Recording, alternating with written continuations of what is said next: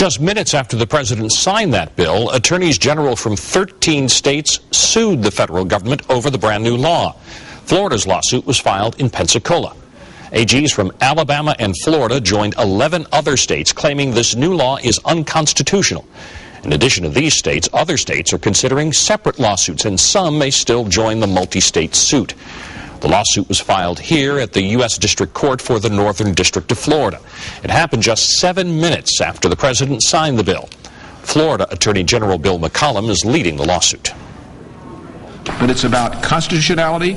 It's about forcing people to buy health insurance when there is no provision in the Constitution that allows for anybody to be forced to do something where there's no commerce, no action. You're just sitting there. It's just a living tax.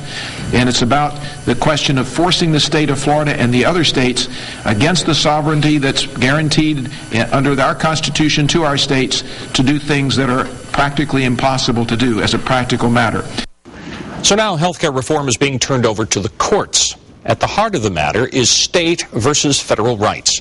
Today, Fox 10 News reporter Matt Barentine sat down with a law professor to preview the constitutional battle. We are done.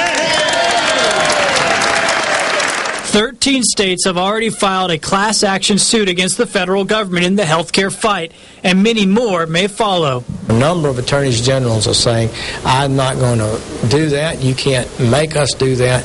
That's an expansion of government beyond its constitutional powers, and we will resist. Dr. Ronald Nelson, a political science professor at the University of South Alabama, says in the lawsuits the state governments will have to prove that the federal government is overstepping its bounds. If it is within the power of the federal government and the federal government acts, then the federal government's laws are supreme to state laws. The question that it boils down to then again is it within the power of the federal government? The 10th Amendment draws the line between federal and state power, saying the powers not delegated to the United States by the Constitution nor prohibited by it to the states are reserved to the states respectively or to the people. The line has kind of wavered over the years from the very beginning of the country all the way up until now. Dr. Nelson says that line has wavered because of a line in Article 1, Section 8 of the Constitution. This section outlines the power of Congress, and the very last line says to make all laws which are necessary and proper.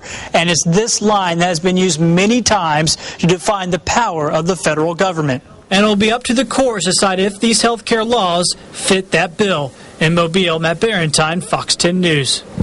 Dr. Nelson says some of the suits may forego a direct attack on federal power and instead go after clauses like tax provisions to prove that they violate individual rights. Now, you can join the discussion about health care on our website, fox10tv.com. There you'll find all the current stories about the bill and answers for many questions you may have. Again, that's fox10tv.com.